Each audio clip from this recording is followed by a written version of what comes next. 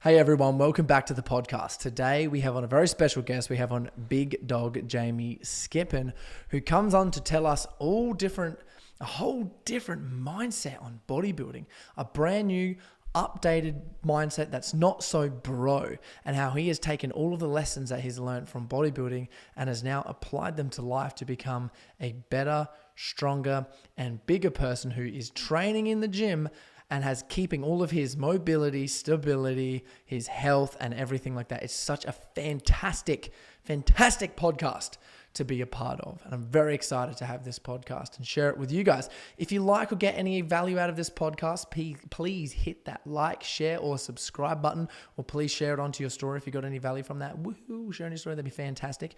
And obviously, if you don't know what I do, I coach men to become basically modern leaders. Anyone who's stuck or is sick of the version of themselves right now and they want to become a better version of themselves for their family, for their employees, to figure out exactly what they want to do with their life and their business, and getting really healthy, fit, and strong so that everyone around them can be proud of them, and that everyone, then they can be, their cup is so full that they can give to other people and really start to give back from a leadership point of view. So that's what I do with that. If you have any questions, please just shout out, send me a message, send me a DM, and I'll get back to you on that as well. All of those links below hand, all of Jamie's links below hand as well. And I hope you guys enjoy this podcast as much as I did. It was so fantastic. So see you on the inside.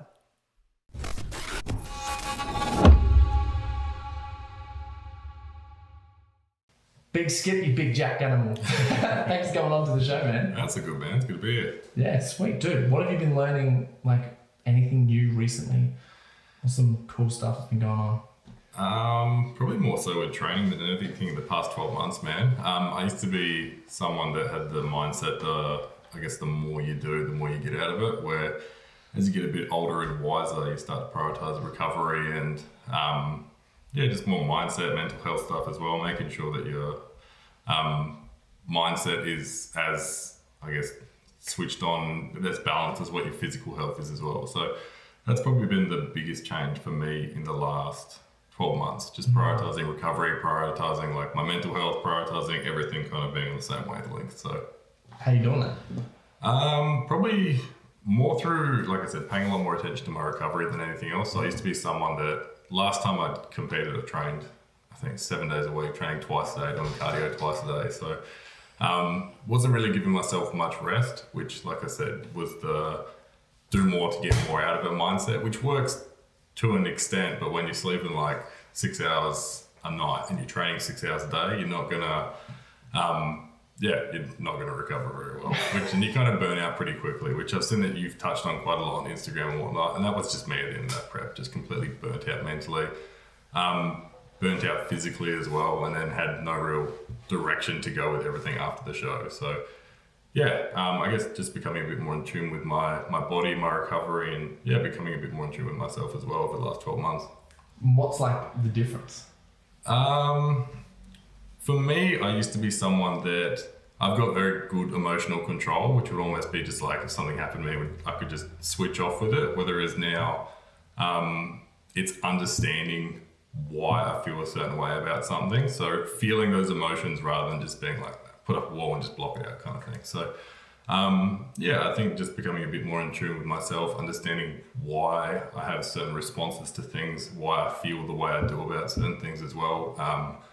That's probably helped me become more in tune with myself. So that's probably the biggest change in the last 12 months, which is then correlated into training, because I understand exactly how I'm feeling. Like if I have a shitty training session, I won't go and let that get me down and ruin the rest of my week or anything like that. So it's been a real big 12 months of growth, man.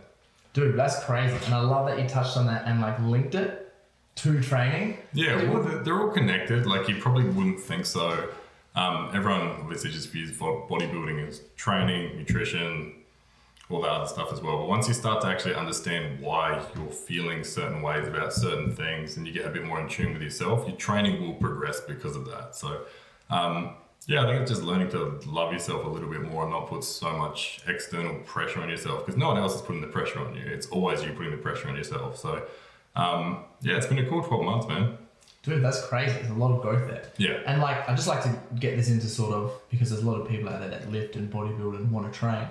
and a lot of people that I talk to sort of get into the gym for like self-loathing purposes. Yeah. Man, I look like shit. I want to get into the gym. Or this girl broke up with me, bro. I got to get fit now. We've all been there. We've all been there. Right, we got to like up the training game. But, you know, that's sort of a negative fuel. Yeah, it does. And when you start talking to yourself like that, your body doesn't know the difference when you start talking to yourself negatively. Like if you're, don't get me wrong, like I want to hold myself accountable, but I won't ever bring like negative self-talk into it. Like I'm big on like putting good things out there into the universe. The same goes, exact same as what you are. Like I've never heard you say a bad word about absolutely anyone. So, yeah, if you spread those good kind of vibes, like everyone's been in those kind of training ruts. Like I said, me after that show, like I went through, shitty breakup, like hormones were absolutely cooked. I had no direction with anything. And then to pull myself out of that was just a consistency thing and just always trying to find the positive in every single situation. So you just build on that day by day by day, and then here we are now. So, yeah. And it makes so much sense to me because just when I think about, you know, physical development, like if you're some sort of intense professional, like Olympic or triathlete, bodybuilding is sort of like one of those same things. There's so much stress on the body, like all the time, including just the eating, the sleeping, and the training. So I think it's this beautiful sport that to maximize, you have to use every single tool at the disposal. Yeah, 100%, man. Like everything counts. Like one of the best things I did after I had back surgery in 2019, I moved over to Melbourne and I kind of distanced myself from bodybuilding just because it's a very isolated sport. Like you might have your friends and stuff that you train with, but those other 22 hours, you're either on your own, doing your own thing. You're with your own thoughts a lot of the time as well. So I went back to playing football in 2019 just because you got that human connection with people. So you got like 30, 40 other guys out there that you're playing footy with as well. So that was really, really good from a mental health point of view, just to be out there with other guys doing the same thing. Like when you've got people who you've got stuff in common with, it's a nice change from like, I've done this prep training 6 hours a day for God knows how many. I think it ended up being like 16 weeks or something like that. So it's a lot of time to spend on your own when you're not necessarily in tune with yourself. And it's not a lot of positive stuff all the time because you feel like shit when you're in prep most of the time anyway. So to go back to playing football, have that human connection with people, just have fun again. Like that was really, really good for me. And then after I got back into bodybuilding, after going and playing football, I had a much better mindset towards that kind of stuff. So that's honestly one of the best things I've ever done. Like that. What do you think some of like the biggest roadblocks that you've had to overcome are? I guess injuries are probably one of the big ones. Not necessarily the injuries themselves. Like I tore my pec in 2016 and I remember seeing the photos. But it's pretty straightforward from a rehab point of view. Like, I thought it was the end of the world at the time. I was like 22. All I had in my life was bodybuilding, which again, that's looking back on that, I'm like, that's a very negative kind of like attachment and outlook to have. Like, I tore my pec, can't train, life's fucking over. There's a lot more to life than going to the gym. So, when I had that back surgery, that was probably the toughest one because that was an ongoing injury over probably 11 months. And I went through a pretty shitty mental time before that injury happened as well. So it just seemed to be one thing after the other. So that's probably the most challenging thing. And like I said, the best thing that came out of that was I went back to playing football, got a lot more in tune with myself, understood why I was feeling certain ways about certain things. So when I did make the jump to come back to bodybuilding, I think I've progressed quicker than I've ever had before. Because one, I'm more in tune with myself, but I'm more in tune with my body and what it needs as well. So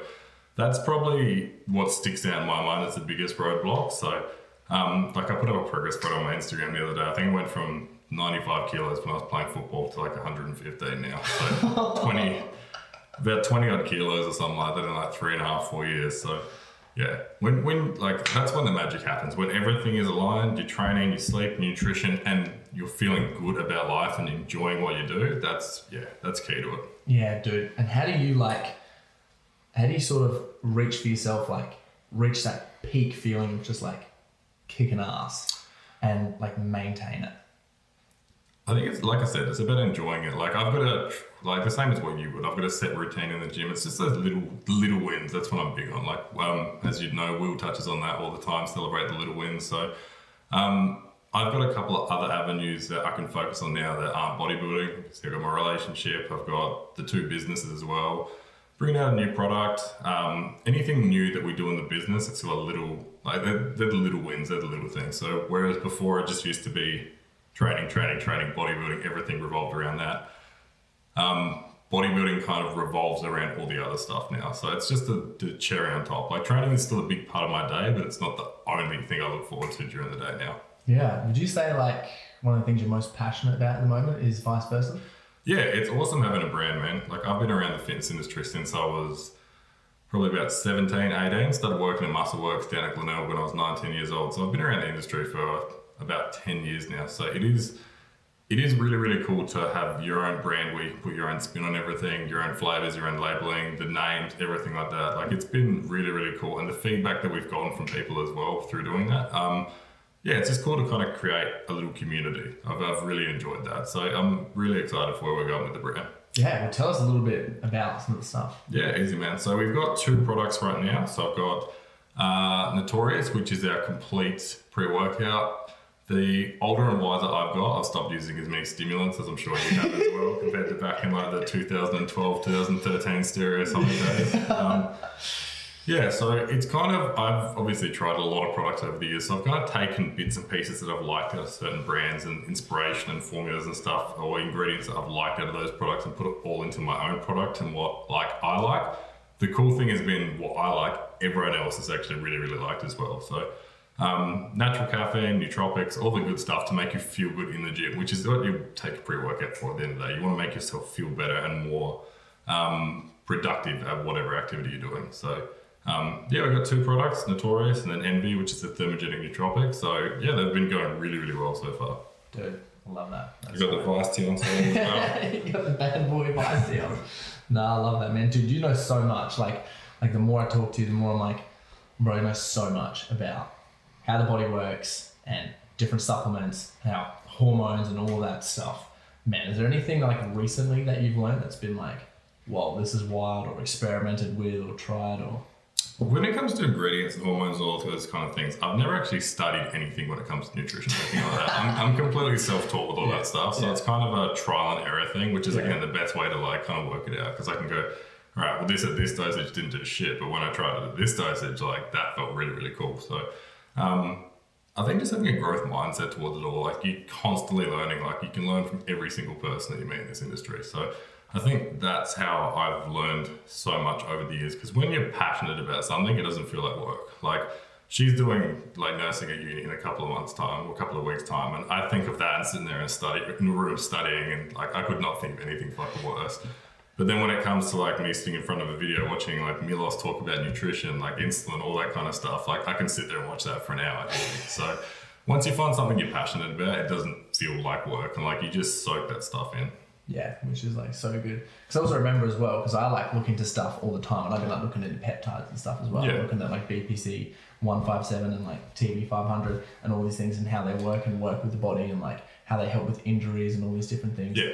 And bro, I find it all so fascinating, bro. Yeah, it's crazy how these like molecular structures and aminos work in the body, and it's crazy how people have made these things. Like people have come up with this and gone, all right, well if you did this, this, and this, and this, and this, it's actually healing properties. Like this is cool. So yeah, like all that kind of stuff as well, man. I think, and that's information that you're going to have for the rest of your life as well. But when you've got the right information, you can educate other people on the subject as well. Because there's a lot of bro science out there. As we would know, like being in the gym quite a lot with a lot of newbies and whatnot. So I think that's one of my big things as well. Like I like learning and then being able to pass on the correct information and educate and teach other people. I mean, there's no point having all this information and just keeping it to yourself. Like you can't, once you're dead, you're dead. That information's gone in the grave with you. So if you can spread as much of that as possible, I think that's a very good way of viewing it. Yeah, which is crazy. And that's sort of like how, like bodybuilding is always this like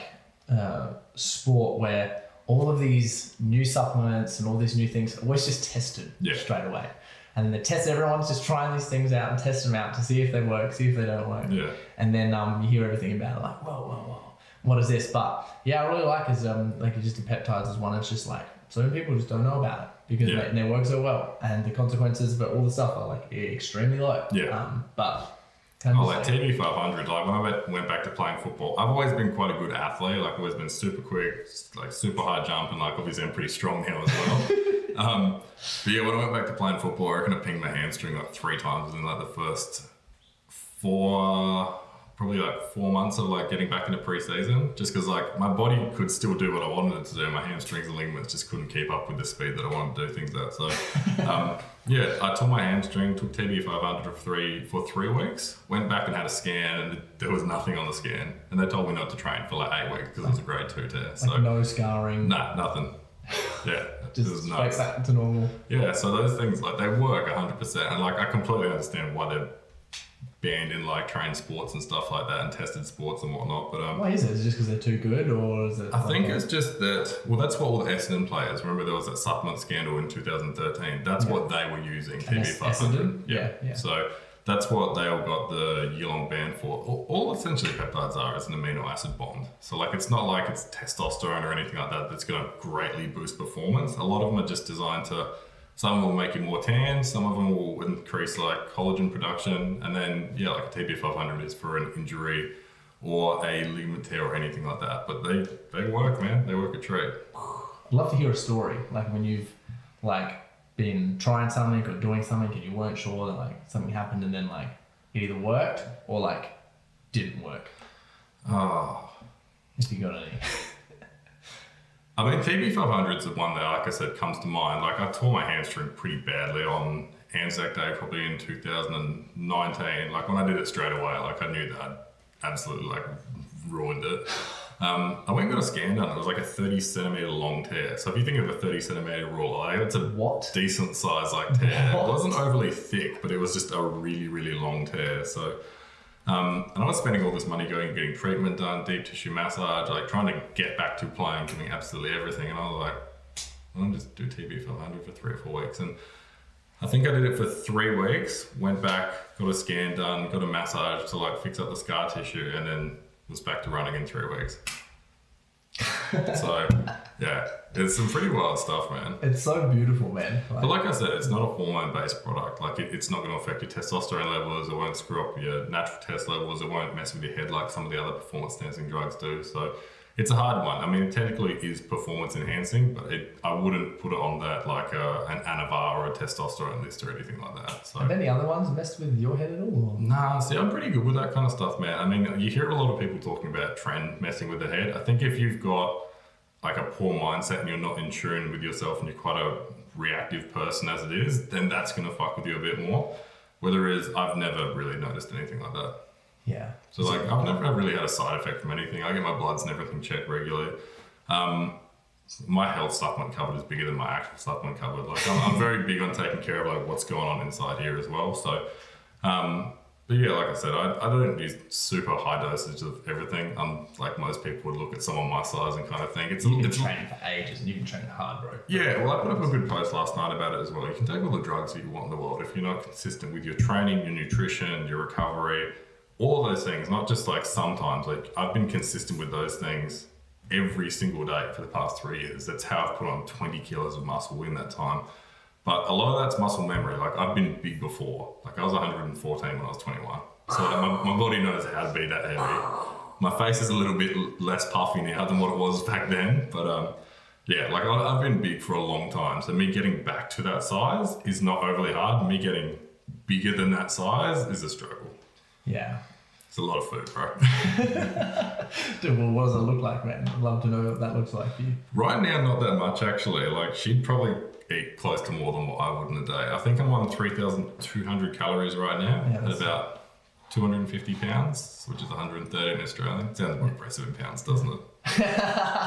It sounds a little bit more impressive in pounds. Yeah, so I'm about 113 and a half, 114 right now. But because, like I said, because I've built all that muscle over time, my big thing, as you are as well, is gut health. My gut health is probably close to the best it's been right now, which means your body obviously makes more of the food and the nutrients that you're putting in there. So I can get away with eating less food and maintaining that same weight as what, because I see dudes putting down like 5,000, 6,000 calories a day, which is a ridiculous amount of food. So and I love that you say that and that like you've learned that lesson, because I remember I was listening to one thing on like Ben Bukowski speak, and he was like, the goal of bodybuilding and putting on muscle is you want to eat the least amount of food as possible, but still gain.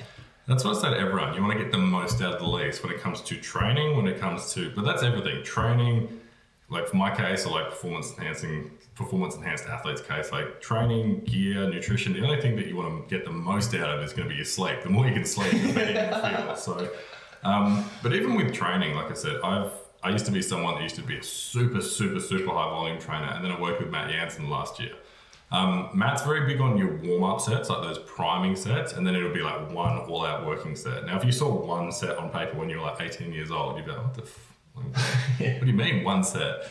Whereas now I look at that, I'm like, all right, one working set. I'm like, I understand why this is one working set, because it's like a 30 rep working set and you physically can't do anything more after that. So kind of like how Dorian Yates trained. But yeah, it's the get the most out of the least. And that's what I say to people when it comes to training as well. Make the lightest weight as hard for yourself as you can. So when you progress with that, you're going to see a massive change in detail in your body. Yeah, dude, I'd love to actually talk a little bit about the training and the stuff that you're trialing at the moment. Because, man, you've studied it so well for so long. And it's like, you've tried like everything. Yeah. And like, even when I train with you, there's just always this like, because for me, like for myself, if I train with someone else, I'm like moving little points here and things here. Yeah. And then like I'll sort of do them to myself, and you're like, no, even more here and more here, and I'm like, oh, there's more. That's why it's I cool. thought I finished this. That's why it's cool to train with other people as well, because like it completely throws in something completely different. Like it's good to break up your routine with that, and it's fun to train with people that you get along with as well. Like you're having fun doing what you're doing. You're still pushing yourself to be better, but you're enjoying it a lot more of the time as well. So, man, I've tried every single training technique there is over probably the last like 10 years. So the way that Matt trains, I'm a really, really big fan on. It's that whole get the most out of the least kind of attitude. And he really prioritized rest. Like I've never trained 5 days a week in my life until I started working with him. So for the first like 2 weeks, I was like, what do I do on these 2 days? Was that hard to like sort of... It was for like the first 2 weeks. And then as I got more into the prep and more into the training, I was like, okay, I need these 2 days off kind of thing. Which is not to say that like I wasn't training hard before. Your body's got an amazing ability to adapt. Like when I was training twice a day in 2018, like it's not like I was always sore. My body was used to doing that. So it was conditioned to do that because I'd done it for 16 weeks. I think since I've started prioritizing recovery a lot more, it's not just that, you're only in the gym 5 days a week. So you're in the gym for that 2 hours a day. You want to make the absolute most out of that session. You've only got 2 working sets of this exercise. You're going to get the most out of those 2 working sets. So it puts it back on you as well to get the most out of what you're doing. So whether it's when I was training 6-7 days a week, I've got like 7 incline exercises to do and so that. So you kind of just go through the motions. Whether it's now I've got those warm-up sets, and then to get myself moving correctly, get myself in the right mindset for those working sets, which you want to get the absolute most out of. So I think that is the best way to train. Give yourself like 2 or 3 warm-up sets, maybe 1 or 2 working sets. And then if you really want to, you can do what I call a back off or stretch set, where you really put an emphasis on the stretch portion of the movement. Because everyone focuses on the contraction more than anything. Like half the movement is that stretch phase of the movement. So since I started prioritizing that, my mobility is a lot better. Like me at 114 now moves better than I did at 97 kilos playing football, because I've put a big emphasis on like the just movement and mobility. So as you get older, bro, you get a bit wiser. I was actually talking to Luke Lehman, and he was just saying the same thing. He was like, bro, like I just try to do the least as possible with my training now. He's like, my God. As you get older, you obviously don't recover as well. Like I said, I couldn't imagine training twice a day, 7 days a week right now. I reckon I'd last 2 weeks, then tap out. So, but yeah, like I said, get the most out of the least. So that's what I'm doing training-wise right now. There's still a lot of high-volume sets in there. Like one of the best things that I've done for hamstring growth, Matt had me work up to like a max weight and then try and do 17 reps, but you've got 2 attempts to do it. And then after you've done the 17 reps, you got a 30 rep set, but you've got 3 attempts to do it. So each of those sets you're taking to absolute muscle failure. So by doing that, obviously hitting muscle failure, that's when you break down the most fibers and whatnot. That is when you're going to grow the most muscle tissue. So I'm a big fan of doing sets like that during your training sessions. How long have you been doing that for, and what's the results that you've been seeing? Probably like a year. I think I started working with him, maybe not even a year, man. Probably like 9 months. 9 months ago I started working with Matt. I worked with him for about 4 or 5 months, and then the show got cancelled. And then after the show got cancelled, I didn't quite know like what direction to take it in. Like I was kind of off it because I put all that effort in. I dedicated that entire year to like, all right, I'm going to have an off season, then I'm going to get Matt as a coach, and then I'm going to do this show. And when the shows got cancelled, for like maybe like 8 weeks afterwards, I was kind of just training for the fun of it. There wasn't really any structure to it. Like I was still doing probably 70% of what I should have been doing, but then a lot of the training was just for fun more than anything. Whether it's obviously moving up here now and like the shows are back on, COVID's miraculously disappeared because of all these floods. All the shows and everything are back on now. So like I can really focus 100% of this year into like getting better for that show. So that's what I've done training wise. Similar kind of style to what Matt's done. I've programmed all this myself for the off season. So I know what to eat, I know how to train. I can take care of all that stuff myself for the off season, and then probably like 4 or 5 months out, I'll go and work with him again for this show. So, are you excited? Yeah, I can't wait, man. It's going to be awesome. It's been 4.5 years since I was on stage, so it goes quick, man. Like really, really quick. Right, real quick. Last time I competed, I was 23. I turned 28 in 3 weeks. Well, yeah, it's crazy. We're getting old, bro. Don't remind me. You know what's so funny is people though that are like 10 years older than us listen to this are like, what are you guys talking about? You're so young. And you're like, well, I've always been the youngest one in the group, and I'm like, fuck, I've got 2 years till I'm 30 now.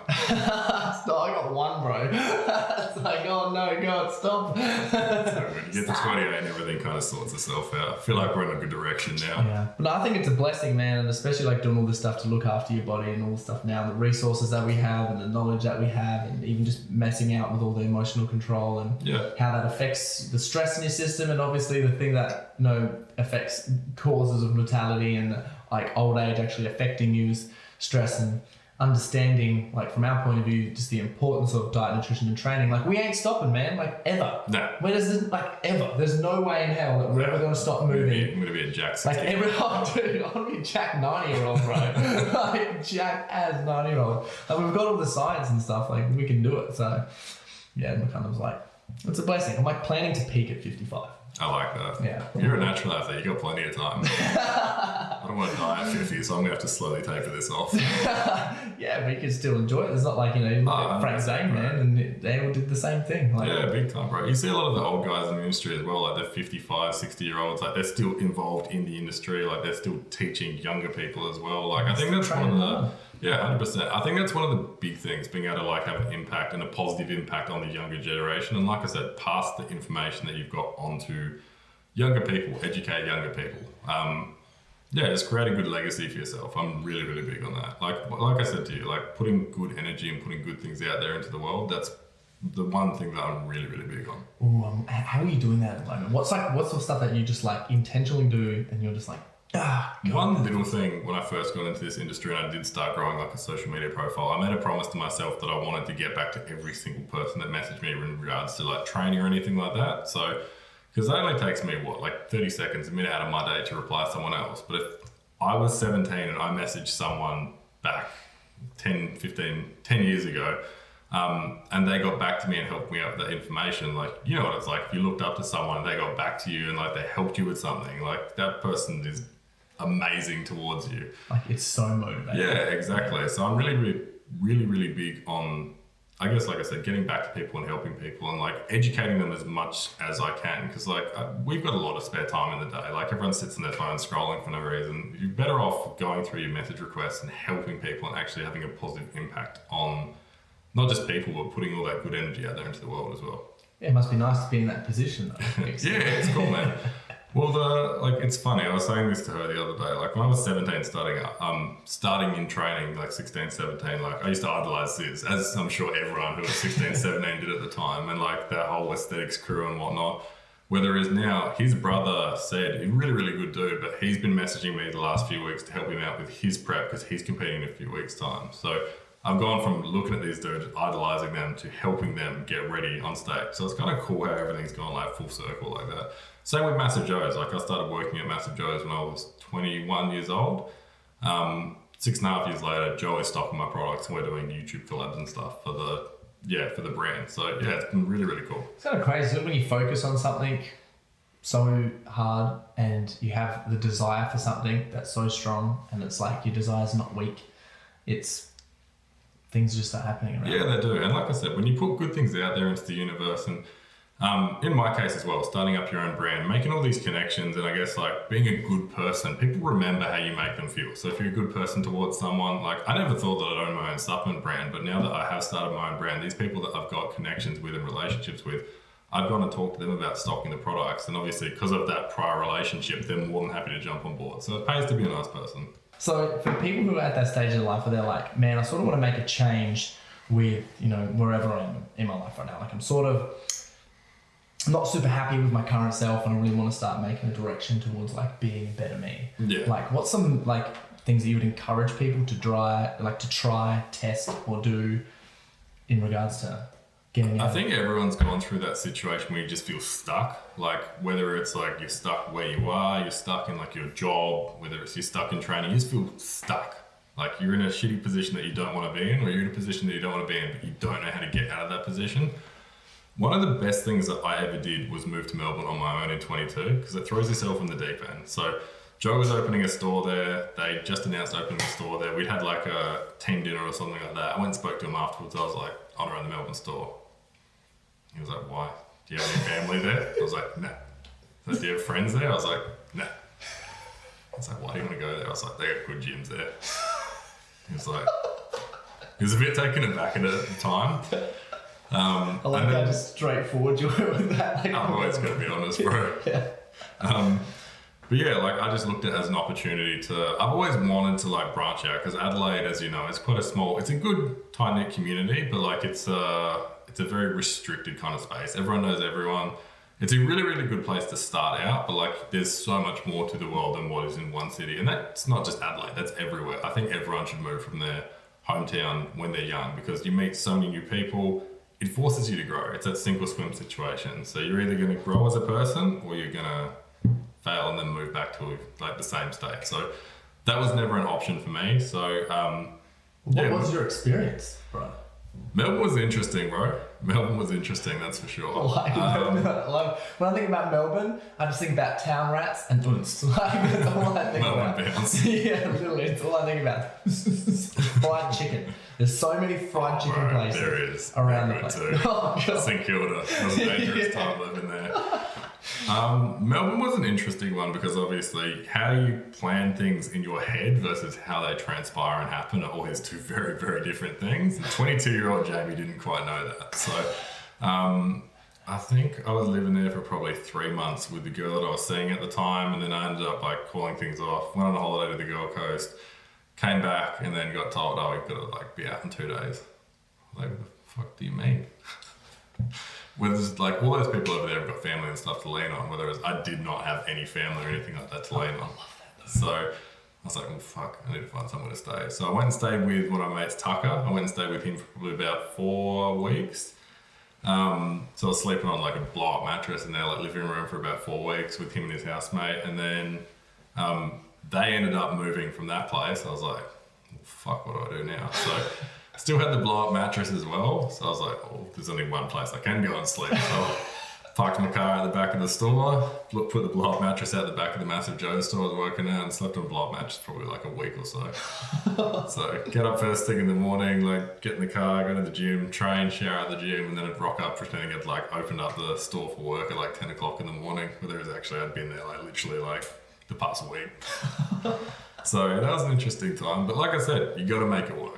Like it's a sink or swim situation. I was like, all right, I've got nothing else I can do. Like we'll make this work. Dude, I love that, because I ask so many people like that question, and like for me, it's worked really well. People sort of like, I was literally reflecting on this exact thing, like I think a week ago, maybe earlier this week. And I was just like, if you were ever, same thing, feeling stuck, and you sort of needed to shake things up, it's just go somewhere else, like on your own for a little while. Like, nothing's holding you back. Like even if you go on a holiday for your own, like I think it's really, really good to be able to go and do things just you. You don't need to rely on like having anyone else with you. Like there's one moment that really sticks out for me. That's when I was living in Sydney. So I was in quite a toxic relationship when I was living in Sydney, and she was working during the day, and I was over there for like a week or so. So I had nothing to do during the day, and I wanted to go see the new Star Wars movie.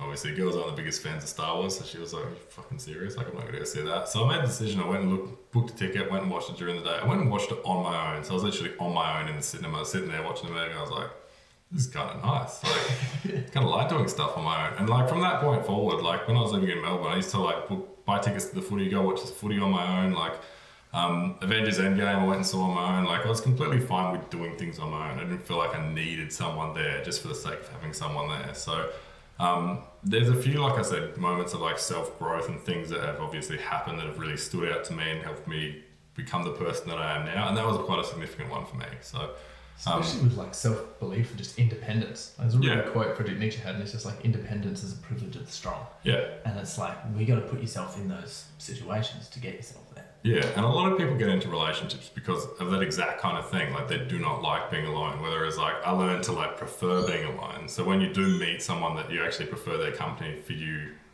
prefer their company from you being on your own. Like, you know, it's a special person that you've met then. So, I think that's the difference between this relationship versus all the other ones. Like, I was gonna say, you're in a special relationship now.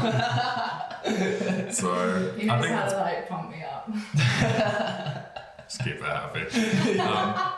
No, that's the main difference between a lot of, I guess, this compared to the other relationships. Like, a lot of the other relationships I've been in, now that I can, again, me being more in tune with myself, I can look back at those relationships and be like, oh, well, this was obviously from a convenience point of view. This was you settling. Like, now that I am more emotionally in tune with myself, I can look back and understand why I did things a certain way that I did.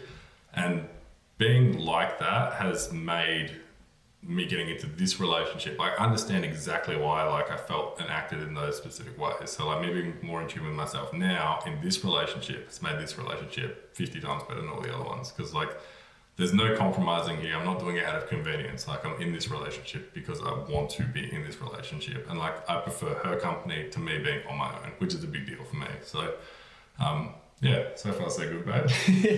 So far. That's really cool. I like that when you're just like 100% you, they're 100% them. Yeah, and I think that's what I've said to her as well. That's how I've been able to be this person in this relationship. Because in most relationships, I guess previous relationships, I've had to compromise who I am. I'm quite a loud, well-known person. Like,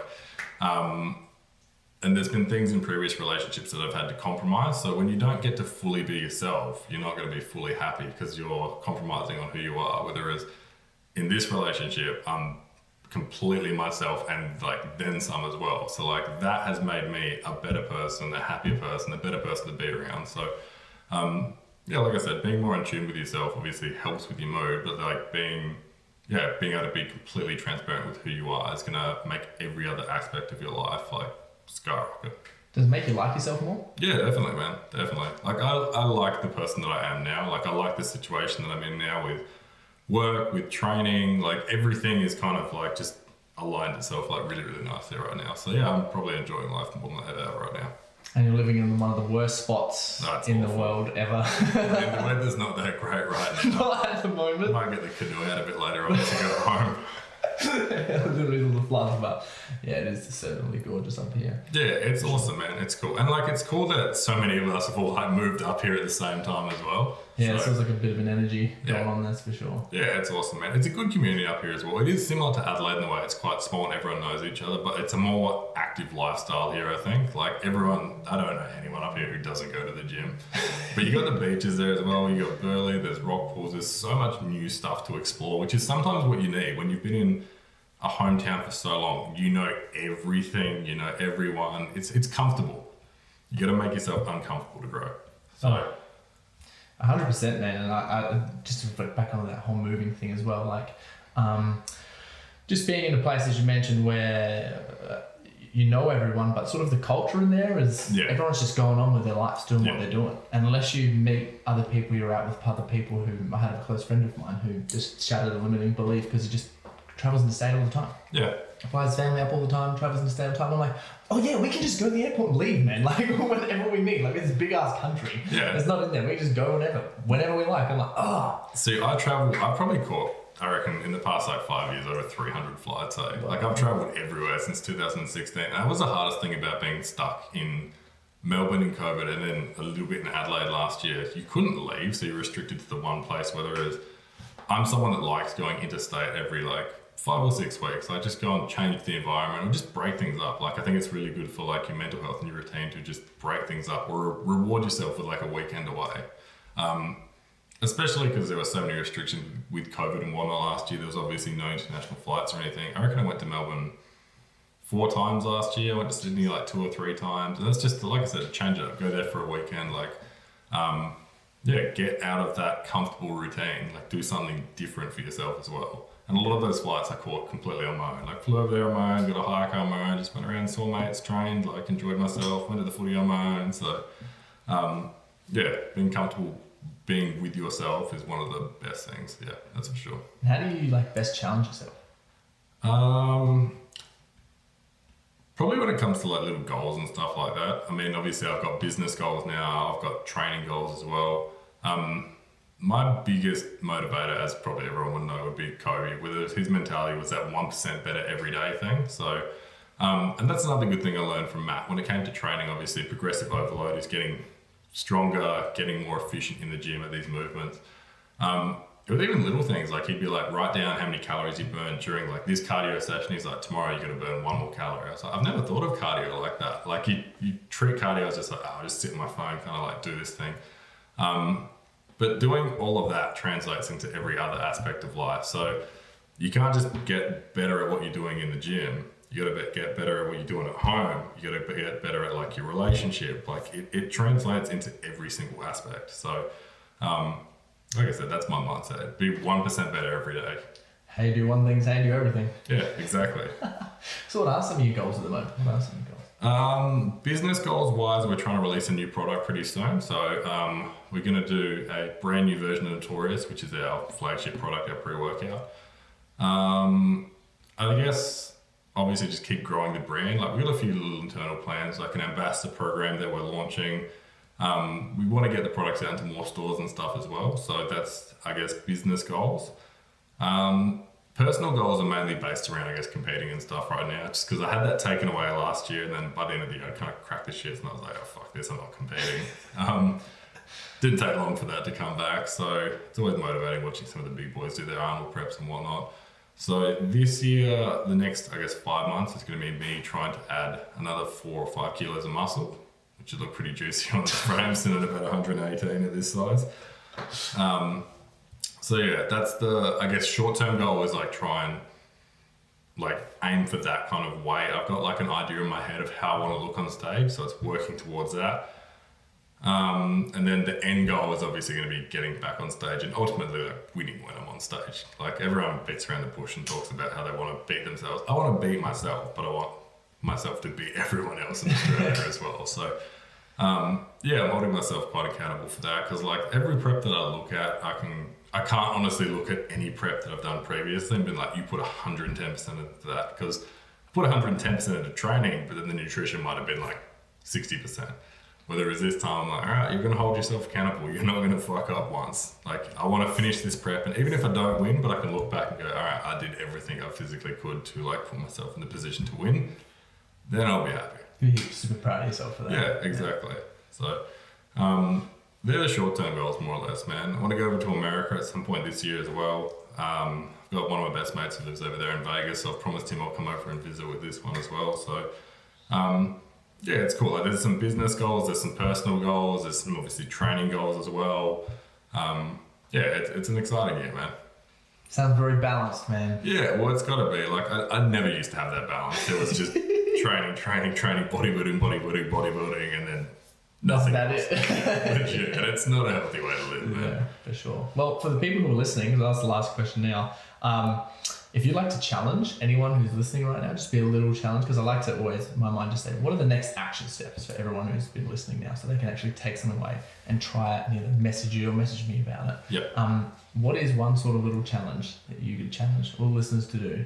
Honestly, the best thing that I've done recently, and like I've kind of been a bit slack with it because of the weather, which you can kind of compromise a little bit with, but just getting up and moving, man. Like I said, like how in 2018-19, when I had that back injury, I couldn't sit here like this. I couldn't go and walk the dog or anything like that. So I think that's what made me want to get back into football. Like that, when you have like not just training taken away, but general movement taken away, it gave me a new appreciation for mobility, like running, like just being able to move like your body properly. And then that's in turn what made me want to go back into playing football. So since then, I guess I prioritized mobility and just appreciating what your body can do a bit more. Like I used to have the mindset, oh, like I'm 100 and something kilos, like I'm not supposed to be mobile. That's a horrible mindset to have. Like my flexibility was awful. Mobility was awful. So since I've gotten back into training, I've prioritized mobility and just general movement a bit more. Like I can still run and jump and do everything like fine now. Like I said, I move better now at 114, 15 kilos than I did 20 kilos ago because I have prioritized those little things. So what I do lately, get up first thing in the morning, make my little before you speak coffee, smash that, try and wake her up to get her to come with me for a walk in the morning. And then, first thing I do in the morning, every single morning, get up, coffee, go for a 20-minute walk, just get moving. So that has really, really worked for me. And it sounds something so simple, like just get up, have a coffee, go for a walk. Clears your mind, sets you up for a good day, gets your body moving, gets some endorphins flowing. Dog absolutely loves it as well. So like I said, that is one of the best things I've started doing for myself. And it's that accountability. It's that I've got a few non-negotiables. That's one of them. I'm going to go for 5 walks every single week at least. So it doesn't have to be a walk, but write a list of like 3 non-negotiables for yourself. So like 3 things that you have to stick to every single day. You start doing those consistently, it becomes a habit before you know it. So that's one thing that has worked really, really well for me. Like having those absolute non-negotiables there. Genius in simplicity. Yeah, I like it, man. That's like I said, simple. Like keep it simple because life is pretty simple. People overcomplicate training, nutrition, all of these kind of things. Simplify it, make it easy, make it fun, make it enjoyable and easy to adhere to. So yeah, make everything easy for yourself, man. Dude, I love it. For people who are listening and they want to find you, where can they find you? What's the website for the sup store? All the stuff. So the supplement store on Instagram is @viceversa.au. My personal Instagram is just @Jamie Skippen, and then our email address, our internet address is www.viceversanutrition.com. So they can get the sups on there, or they can jump on my personal page and message me direct. Awesome, man. So good. Thanks for coming on. Too easy, bro.